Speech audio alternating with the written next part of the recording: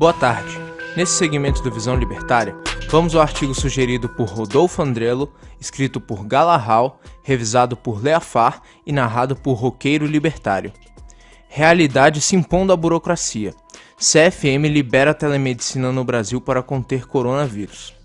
Nesta semana, o Conselho Federal de Medicina, CFM, autorizou excepcionalmente, por causa do Covid-19, o uso da telemedicina.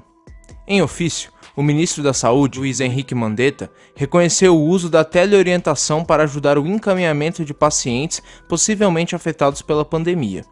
Além disso, o telemonitoramento, a teleinterconsulta, a troca de informações entre médicos e o auxílio diagnóstico ou terapêutico também fizeram parte da decisão. Desde o início da epidemia, o CFM tem sido pressionado para permitir o uso da telemedicina. Em 2019, chegou a aprovar, mas acabou sendo revogado por pressões dos conselhos de médicos e, com isso, manteve-se a resolução feita em 2002. Por mais interessante que seja a reportagem, a grande mídia é quem deve noticiá-la e aqui aprofundarmos um pouco mais. A questão principal é: por que existe o Conselho Federal de Medicina? Os objetivos são em suma iguais aos de um sindicato. Entretanto, as justificativas são visivelmente opostas. Entende-se que sindicatos são necessários pois protegem os funcionários das explorações dos chefes, mas essa concepção está completamente errada, como será visto ao longo do vídeo. A ideia principal é que eles existem para proteger o consumidor, mas na prática, assim como os sindicatos, os conselhos funcionam como autoproteção. Dando início aos conselhos, sendo o mesmo vetor inicial deste artigo, a ideia de que existem para proteger o consumidor é constantemente alastrada por todos os veículos da mídia, e isso acontece porque o exercício dos conselhos está sempre atrelado ao Estado, sendo vistos como uma extensão do próprio naquela categoria. Então podem, por exemplo, estabelecer conselhos de ética, julgar e punir, regular e fiscalizar, mas o objetivo é simples e claro: cartelizar o mercado, torná-lo o mais fechado possível para que a demanda continue crescendo exponencialmente e que a oferta, em contrapartida, esteja sempre limitada. Pode-se observar claramente essa tendência quando percebemos o caráter monopolista dos conselhos. Só pode haver um, e jamais pode existir competição. Essa configuração econômica cria duas consequências. A primeira é a diminuição do serviço de saúde em relação ao que seria produzido em um mercado livre. A segunda é o aumento gradativo e constante do preço por trás desses serviços. Frente à crescente demanda e à oferta estagnada, a utilização de tais serviços passa a ser concedida apenas sob somas monumentais de dinheiro, tornando cada vez mais impossível para o indivíduo pobre conseguir acesso a tais serviços. As pessoas podem argumentar que o pobre está ficando cada vez mais rico, sendo verídico. Estatísticas pelo mundo todo reportam que a miséria e a pobreza vêm diminuindo drasticamente no século XXI. Isso acontece porque o aumento da quantidade de capital por pessoa gera um aumento correspondente da produção de cada trabalhador, causando um aumento real do salário. Mesmo as pessoas que não passaram a trabalhar de maneira mais eficiente em seus respectivos campos acabam por se beneficiar, pois podem usufruir de bens mais baratos do que antes. Dessa maneira, a progressão econômica permitida pelo capitalismo torna possível que vejamos em nossa vida útil o fim da miséria. O problema é que a progressão da riqueza do pobre não é equiparada quando fala-se em saúde. O Conselho Federal de Medicina impede que a principal forma de progressão econômica atue, não podendo usar tecnologia para o atendimento de mais pacientes. Porém, imagina quantos clínicos gerais poderiam diagnosticar corretamente pacientes por uma chamada de vídeo e autoanálise. Quantos problemas simples e corriqueiros poderiam ser inspecionados sem que as pessoas adentrem um hospital e esperem na fila com as pessoas com problemas muito mais graves? Por isso, o aumento da riqueza da pessoa pobre sempre vai progredir mais devagar do que o aumento dos preços de saúde. Uma pessoa pode perguntar como então as pessoas garantiriam a qualidade da saúde sendo os médicos despreparados e horríveis. Mas agora você vai entender de fato como funciona o livre mercado. O capitalismo tem várias coisas belas.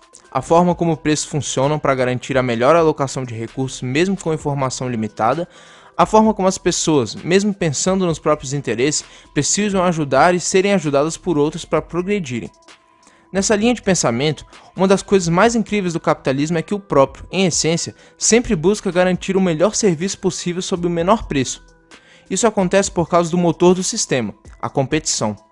Imagine que um bovino deseja ficar mais magro e para isso vai realizar uma cirurgia de redução de estômago. O gado e o médico fazem um acordo. O paciente checa as avaliações do médico com seus pacientes antigos.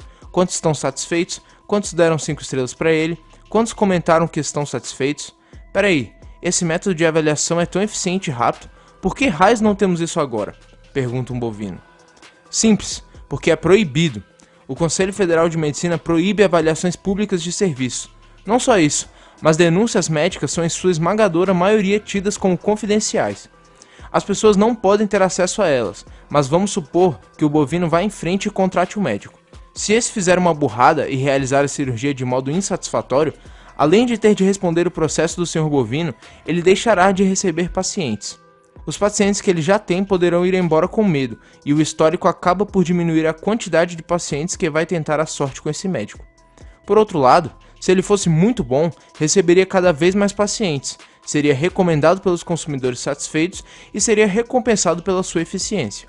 Não só isso, mas agências reguladoras privadas podem existir atestando que tal médico é bom, pois passou em vários testes. Essas agências ajudariam o consumidor, mas não prejudicariam nem os consumidores nem os médicos, que poderiam fazer contratos entre si independente da resolução das mesmas. Hoje em dia é impossível, pois conselhos de profissão agem de maneira autoritária e interferem em acordos livres organizados pelas duas partes. Vamos a exemplos. Se eu desejo pagar um nutricionista que não faz parte do conselho de nutrição porque reconheço a sua capacidade, ou se eu quero contratar um contador para que advogue em uma casa tributária para mim, pois eu conheço suas capacidades e sei que ele consegue, nenhuma entidade deveria ter o direito de interferir nas ações livres não agressivas cometidas em comum acordo. Conselhos de profissão agem apenas para garantir feudos econômicos para sua categoria. O mercado age melhor do que qualquer conselho simplesmente porque o interesse é diferente. Enquanto no mercado as ações do consumidor pautam a realidade, eles têm por definição o interesse dos mesmos como prioridade. Já nos conselhos, as resoluções são feitas pelos próprios membros da classe. É esquizofrênico esperar que os membros de uma classe, possuindo poder de lei, agirão não em benefício próprio, mas sim no dos consumidores. Sindicatos, por outro lado, agem de uma forma consideravelmente pior. Obviamente, eles não agem nos interesses dos consumidores, mas isso nem é alegado por eles. Teoricamente, eles agem como os conselhos, na preservação do interesse dos seus respectivos representados, mas nos sindicatos acontece algo diferente. A demanda geralmente não é muito maior que a oferta. Conselhos como esse, que possuem uma demanda muito grande, precisam fazer pouco para aumentar seus próprios salários. Eles podem apenas limitar a oferta disponível. Dessa forma, a pouca oferta existente vai apenas para as pessoas que possam pagar e, mesmo o comprador marginal dessa lista, aquele que pode oferecer o menor preço em relação aos outros compradores, ainda oferece um preço bem alto em comparação com o restante da população. Sindicatos, por sua vez, não podem agir dessa maneira. Os sindicatos já possuem uma oferta grande demais, não podem matar os outros trabalhadores para impedi-los de trabalhar. Então ignoram a lei de oferta e demanda, e exigem logo a consequência da lei pedindo salários maiores. O problema de tal resolução é que os sindicatos cometem o mesmo erro do Estado. Eles imaginam que podem ignorar as leis de mercado, mas não podem. Como o preço exigido foi superior ao que seria estabelecido normalmente pela lei de oferta e demanda, o empregador simplesmente não consegue alocar produtivamente aqueles trabalhadores para que eles recebam um salário tão alto. A única alternativa possível ao empregador é que ele demita parte dos empregados até que o salário distribuído seja compatível com a produtividade máxima que ele consegue alocar no ramo econômico em que se encontra.